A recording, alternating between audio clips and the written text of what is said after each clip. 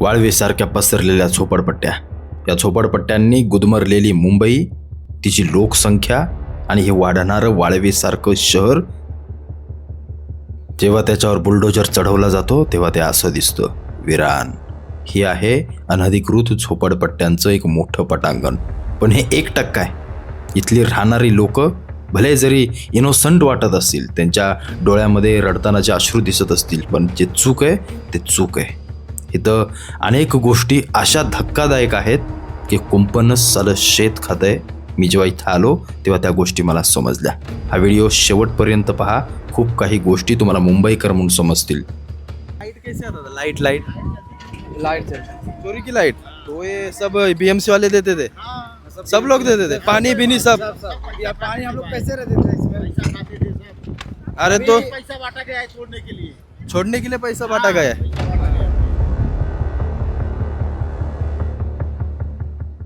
मी आता एका अशा अतिक्रमणाच्या ठिकाणी आलोय जिथं हे अतिक्रमण पूर्णपणे जमीनदोस्त करून टाकलंय, पूर्णपणे काहीही ठेवलेलं नाहीये. आणि तुम्ही पाहाल तर हा एवढी मोठी जागा आहे, एवढा मोठा प्रदेश आहे. इथली घरं किंवा इथं राहणारी लोक, या सगळ्यांची घरं पूर्णपणे जमीनदोस्त केलेत. आणि आता इथं काही शिल्लक नाहीये. इथं फक्त पॉकलॅनने या सगळ्या गोष्टी साफ केल्या जात आहेत. पण हे असं एक ठिकाण नाहीये मुंबईतलं. हे असं मुंबईतलं एक ठिकाण नाही जिथं अनधिकृत झोपडपट्ट्या आहेत. मुंबईतल्या अशा असंख्य जागा आहेत मी ज्या दाखवू शकतो जिथं अशा असंख्य अनधिकृत या झोपडपट्ट्या आहेत, जिथं कोणी बांगलादेशी रोहिंगे येऊन बसलेत ना, हे काय सांगायची गरज नाही आहे. पण असंही नाही की इथं बाहेरचे बांगलादेशी रोहिंगे हीच सगळी लोक आहेत. इथं आपल्याही महाराष्ट्रातली काही मराठी लोक आहेत जी अनधिकृतरित्या राहतात. पण काय आहे, चुक्याबरोबर ओलं जळलं जातं. आणि जे अनधिकृत आहे, जे चुकीचं आहे ते चुकीचं आहे, त्याला कोणीही माफ करणार नाही आणि कधी करूही नाही. पण ही जी काही रोहिंग्या आणि ही बांगलादेशी लोक आहेत ना, ही जी लोक आहेत, ही लोक इतकी घातक आहेत आपल्या मुंबईला किंवा आपल्या शहरांना. कारण इथं येऊन राहतात, अशा ठिकाणी राहतात. त्यांना माहिती आहे आता हे तोडलंय ना, हे तोडल्यानंतर थोडंसं 1-2 वर्ष जाऊ द्या, पुन्हा इथं झोपडपट्ट्या तयार होतील, पुन्हा ही लोक इकडं तिकडं राहणार. आता या बाजूच्या झोपडपट्ट्यात कुठेही एखाद्या माळ्या बेळ्यावरती त्यांना रूम वगैरे मिळते, जिथं जाऊन ती लोक राहतात आणि पुन्हा एकदा इथे येऊन झोपडपट्ट्या वगैरे बांधतात. पुन्हा एकदा हे सरकार आलं की बघ पुन्हा एकदा अशी एखादी स्टंटबाजी या सगळ्या गोष्टी करायच्या आणि त्यातून यांना पुन्हा एकदा हुसकावून किंवा हाकलून लावायचं. पण महाराष्ट्रातली अशी कितीतरी किंवा मुंबईतली ठिकाणं आहेत जिथं जायला सरकार अजूनही घाबरतं.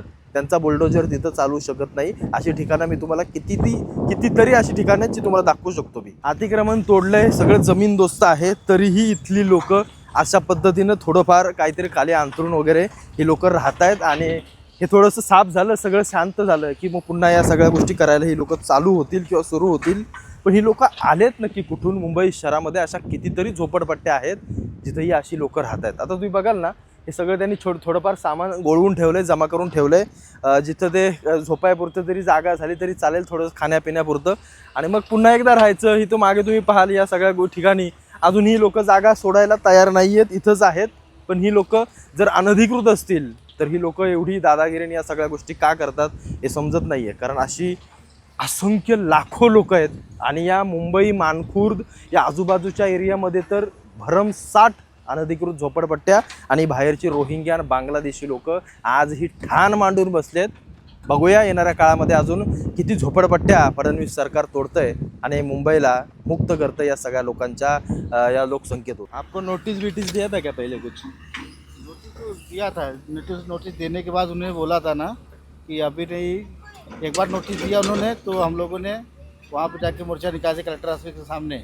तो वहाँ से यहाँ का जो है दरोगा आया लल्लू भाई से, उसने आके वहाँ पे थोड़ा कार्रवाई रोक दिया. बोला थोड़ा कार्रवाई नहीं होगी. तो हम लोगों ने बोला कि ठीक है अभी नहीं होगा, तो जब भी होगा तो इन्होंने बोला जब होगा तो हम बताएंगे. तो आपका नाम क्या है? मेरा नाम सुनील कुमार है. सुनील कुमार. कहाँ से हो आप? मैं यूपी से हूँ. तो आपको पता था अगर ये इलीगल है तो आप कितने साल से यहाँ पर रह रहे हो? यहाँ सर हम लोग लीगल है हमें मालूम था, लेकिन सर ये कम से कम मैं यहाँ रहता हूँ 7-8 साल से. ये जगह पे आगे वाली खाड़ी में 7-8 साल से. यहाँ पे जो हम लोग आए थे, जब वहाँ आया था ना मैं, यहाँ देखा पूरा खाड़ी ये था, पूरा ब्रिज यहाँ पेड़ था और यहाँ पे बहुत मतलब गड्ढे तालाब थे जैसा छोटा, तो उसमें बहुत पानी था. तो हम लोगों ने धीरे धीरे यहाँ बसना, वहाँ पे क्या हम लोग भाड़े से, तो हम लोग वहाँ नहीं पूरा. तो यहाँ पे हम लोगों ने बांधा है सब, अम्बू इधर मिट्टी विट्टी ला के सब इधर डाला डालने के बाद हम लोगों ने ऐसा किया, ऐसे धीरे धीरे सब लोग आने लगे, ऐसा हम लोगों ने बात के लिया। इसके बाद इन्होंने 2-3 बार तोड़ा, ये 7वीं 8वीं बार तोड़ा कार्रवाई है। 7वीं 8वीं बार है। जब इन्होंने 2 बार 3 बार तोड़ा तो ये हम लोगों ने ऐसा बात काम करके नहीं भगाया। तो अभी क्या करोगे? अभी किधर अभी भगा रहे सर, अभी किधर जाएंगे हम लोग? अभी पूरा फैमिली है आपका? पूरा फैमिली है, बच्चे हैं छोटे छोटे। यहाँ पे देखो गांव में घर है? गाँव में घर है सर। तो अभी इधर मुंबई में ऐसा ही मुंबई में नहीं है पड़ेगा। सर, अब मुंबई में नहीं कुछ, हमारा ऐसा ही था। इन्होंने जब भी दूसरी तीसरी बार तोड़े जब भी भगा देना चाहिए था, बराबर। तो हम कहीं ना कहीं चले जाते थे। आपने तोड़ा वापस, फिर हमको बनाने दिया, फिर हम लोग बना के रहे, फिर वापस आप तोड़ रहे। अभी बीच में कितने साल रहे आप यहाँ पे? यहाँ पे हम लोग आज 4-5 साल से हैं यहाँ पे। 4-5 साल कुछ नहीं हुआ, और अभी अचानक से आके 5 साल से तोड़ रहे ये लोग, लेकिन भगा नहीं रहे थे। अभी ऐसा हुआ है, आज चौथा दिन है यहाँ पे, चौथा दिन है, ये लोग ऐसा ही तोड़ रहे, भगा रहे, मार रहे। ये बहुत सारे लोग बोल रहे थे कि यहाँ पे अवैध लोग रहते हैं, बांग्लादेश नहीं सर, बांग्लादेश ऐसा कुछ नहीं, हम लोग यूपी से है। अपने यहाँ पे बहुत सारे अपने इधर के ही लोग यही लोग हैं सब लोग, इसमें हिंदू मुस्लिम और कुछ मराठी लोग, सब लोग हैं इसमें। हाँ, ऐसा नहीं कोई बांग्लादेशी नहीं यहाँ पे। बांग्लादेशी कोई बंदा, ये एक राजनीति है, ये एक राजनीति करना है कि खाली ऐसा करो, इसको तोड़ो किसी तरफ से। लेकिन ये गलत है ना, लेकिन ये इलीगल रहना ये तो गलत रहना। लीगल है सर, मैं मानता हूँ मेरी गलती है, लेकिन सर आप जब दूसरी तीसरी बार तोड़ा तो जब भी आज आप ये कर रहे कार्यक्रम, यहाँ पे जो भी आप कर रहे कार्रवाई, ये आपने तभी करना चाहिए था ना आपको। हमारा बोलना खाली इतना है, हम नहीं बोलते हम सही है, सरकार गलत है। पानी था तो कभी भगा देना चाहिए। हम लोग क्यों ऐसा करें? 3 बार 4 बार तोड़े तभी भगा देना चाहिए। इतने पानी में हम लोग कैसे कैसे थे, हम लोग क्यों मालूम है कैसे कैसे हम लोग बिताए। अभी अब तोड़ रहे हम लोग। तुम्हारा नाम क्या है? विकास नाम है सर। सरनेम क्या है? विकास गौतम। कहाँ पे हो? इधर ही रहता सर। नहीं, कहाँ से? यूपी से। कितने साल से यहाँ पे रह रहे हो? यहाँ पे सर मैं तो बहुत साल से हूँ, 10 साल से हो गया। ये जगह पे? हाँ सर, ये नहीं सर। तो ये बाजू वाला लीगल है? नहीं लीगल कोई नहीं। ये भी इलीगल है? ये झोपड़पट्टी? नहीं ये इलीगल है, कागज है उसका, और ये इतना ही खाली एरिया लीगल, अनलीगल है। अरे सब लोग बांध रहे थे तो हम लोग भी बांधे, देखा हम लोग भी बांधे। तो हाँ, इधर भी ज्यादा से हम लोग बांध रहे थे, 4-5 लोग से बांध रहे थे तो हम लोग भी बांधे। पानी था तो हम लोग भी देखी तो हमारे देखे हमारे सब लोग आए। Voting beating KIA? सब है हमारे पास, सब कुछ है। वो राशन कार्ड वोटिंग। तो यहाँ पे लाइट कैसे आता था? लाइट चलती चोरी की लाइट? तो ये सब बीएमसी वाले देते थे? सब लोग देते थे? पानी भी नहीं सब? पानी हम लोग कैसे रहते थे इसमें? अरे तो पैसा बांटा गया है छोड़ने के लिए, छोड़ने के लिए पैसा बांटा गया है? पैसा बांटा गया है भाई। अरे बाप रे। गुंडागर्दी है। तो अभी ये लाइट वेट पानी भी नहीं देते थे? अधिकारी सब आते थे यहाँ पे? सब यहाँ पे आते थे, वो लोग काट के जाते थे, वापस फिर देते थे।